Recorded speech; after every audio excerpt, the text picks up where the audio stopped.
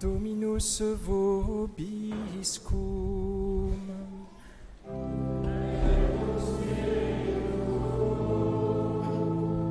Sequentia Sancti Evangelii secundum Matteum.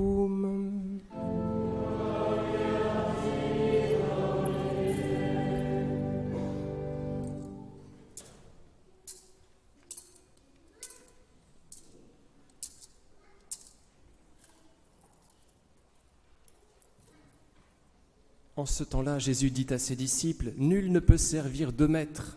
Ou bien il haïra l'un et il aimera l'autre, ou bien il s'attachera à l'un et il méprisera l'autre. Vous ne pouvez pas servir à la fois Dieu et l'argent. Voilà pourquoi je vous dis, ne vous inquiétez pas pour votre vie d'avoir de quoi vous nourrir, ni pour votre corps de quoi vous vêtir. La vie n'est-elle pas plus que la nourriture, et le corps plus que le vêtement ?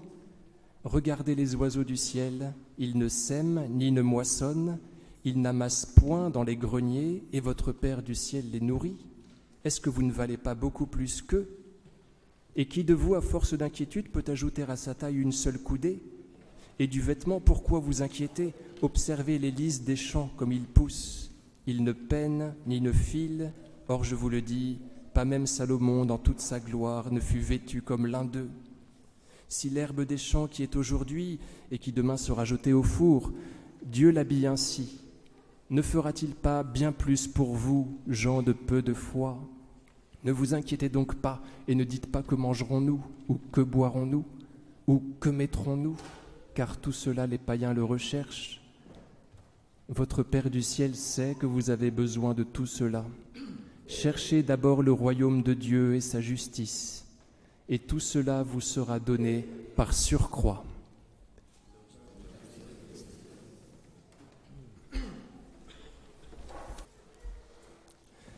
Au nom du Père et du Fils et du Saint-Esprit, ainsi soit-il.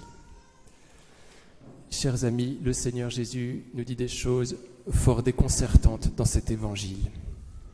Jugez plutôt, vous avez entendu d'ailleurs. Ne dites pas que mangeons-nous ou que boirons-nous ou que mettrons-nous.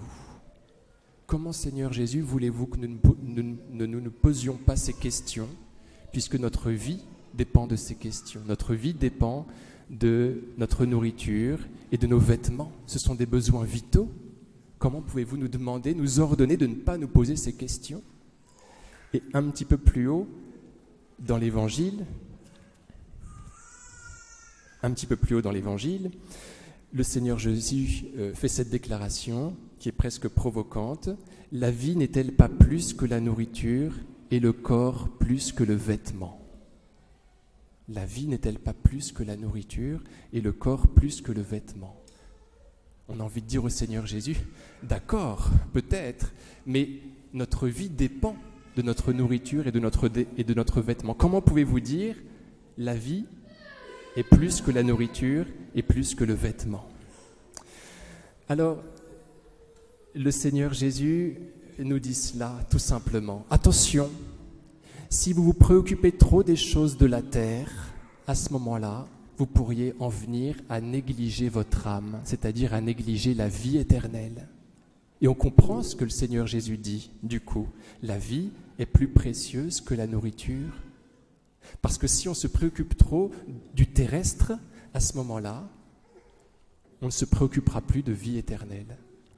On va se perdre, on va se damner, tout simplement parce que nous aurons été trop attachés à la terre. Donc le Seigneur nous dit, faites attention, la vie est plus importante que la nourriture. C'est une parole percutante. Le Seigneur Jésus est comme cela. Il s'exprime en juif, vous savez, d'une façon hyperbolique. C'est comme quand il nous demande de nous couper les mains, la main droite, quand il nous porte à pécher. Bien évidemment qu'il ne nous demande pas de nous couper la main. Mais vous voyez, il a un langage fort pour que nous comprenions. Et le Seigneur Jésus nous dit cela. Attention, la vie est plus importante que la nourriture. Parce qu'on pourrait très bien perdre la vie éternelle si on était trop préoccupé de nourriture. Alors ce que veut nous dire le Seigneur très simplement, c'est que il exige de nous une confiance radicale en lui. Il veut que nous nous préoccupions de rien, même pas de ses besoins les plus vitaux que sont le manger et le vêtir. Il ne veut aucune préoccupation. En fait, il s'agit d'être fort, il s'agit de triompher du mal, d'être plus fort que le mauvais, que le diable qui nous attaque. Et alors comment pouvons-nous le vaincre, sinon en étant revêtus de la force de Dieu? Et pour cela, il faut que nous acceptions de bien vouloir être petits. Même pour les gens qui ont des missions d'urgence, des interventions à faire, les pompiers ou les militaires, ils doivent se dire qu'ils doivent se constituer fils avant chaque intervention, petits, pour être revêtus de la force de Dieu, parce qu'il s'agit de triompher. Et on ne peut triompher du mauvais qu'en étant plein de Dieu. Et à ce moment-là, il faut se faire petit pour recevoir Dieu. Il ne faut pas se faire petit, vous voyez, pour rester au ras des pâquerettes, mais justement pour gagner. Il s'agit d'être des héros chrétiens. Et pour cela, il faut se faire minuscule. Et le Seigneur Jésus nous exhorte à une confiance radicale. Vous voyez, aujourd'hui, c'est l'évangile de la confiance radicale en lui. Alors, ceux qui ont pratiqué cette confiance sont nombreux parmi les saints. Je vous parle souvent de Saint Jean Bosco, mais je ne le ferai pas aujourd'hui, parce que j'ai peur de me répéter. Et j'irai emprunter un épisode, j'irai parler d'un épisode de la vie de Saint Maximilien Kolbe.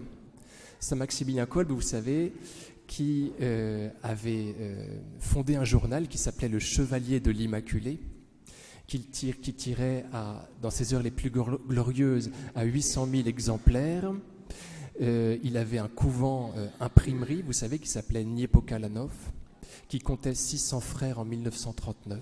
Donc c'était un homme extrêmement énergique. Ce couvent éditait 3 journaux. Alors, au début de cette œuvre, après l'imprimerie du 2e numéro du Chevalier de l'Immaculée, les caisses sont vides et on s'est endetté pour imprimer ce 2e numéro. On n'a pas de quoi rembourser l'imprimeur parce que l'imprimerie n'est pas encore en possession du couvent. Alors, Saint Maximilien, sans se décontenancer, part à la chapelle, se rend à l'autel de la Vierge qu'il aime bien, comme chacun sait, et trouve sur cet autel une enveloppe où il y a marqué sur l'enveloppe « Pour ma chère maman, l'Immaculée ». Il ouvre l'enveloppe et il y trouve la somme dont il a besoin précisément. Il court avec cette somme chez son prieur et demande à pouvoir disposer de cette somme. Son prieur, voyant qu'il y a marqué sur l'enveloppe « Pour ma chère maman, l'Immaculée », comprend que cette somme doit être affectée au journal de son frère, qui s'appelle comme ça, le Chevalier de l'Immaculée, et voilà que Maximilien peut rembourser son imprimeur. À partir de ce moment-là, il décide de s'abandonner complètement à la Providence, comprenant que s'il se posait des questions trop matérielles, il en viendrait à perdre un petit peu de vie éternelle. Il veut se concentrer uniquement sur l'annonce du Christ. Il sait que puisqu'il sert le Christ le servira dans ses affaires matérielles. Et alors, il se contente de construire une caisse en carton qu'il met à l'entrée du couvent.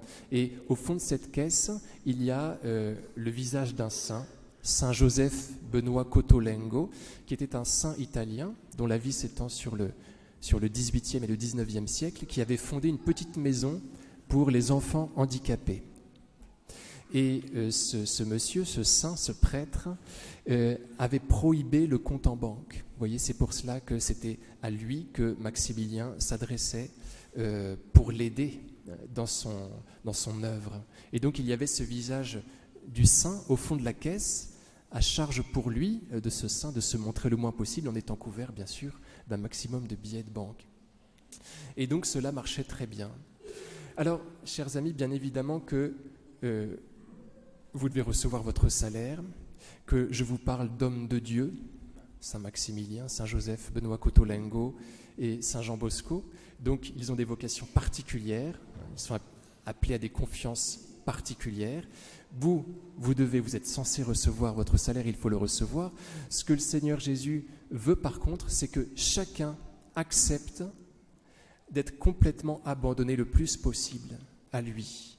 Alors, vous allez dire comment faire? Le Seigneur souvent se charge de nous molester un petit peu, de faire en sorte que nous soyons inconfortables, pour que nous courions nous blottir vers lui. Il faut lui demander cette grâce-là, de le faire sans être secoué par lui, mais de le faire d'une façon la plus continuelle possible. Seigneur Jésus, je m'inscris dans une dépendance radicale par rapport à vous pour vaincre le démon, pour être fort. Je reste blotti sur votre cœur. Et si on oublie de faire cette prière-là, à ce moment-là, le Seigneur nous secoue et on tombe dans les bras de Dieu.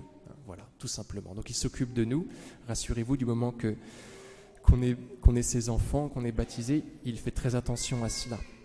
Voilà, chers amis, pour notre joie et pour être forts en faveur de notre pays, en faveur de nos familles, contre le diable, il s'agit d'être blottis. Il s'agit de pratiquer une confiance radicale. Et cela pourrait nous surprendre, mais si nous voulons gagner, c'est vraiment comme cela qu'il faut faire au quotidien. Au nom du Père et du Fils et du Saint-Esprit, ainsi soit-il.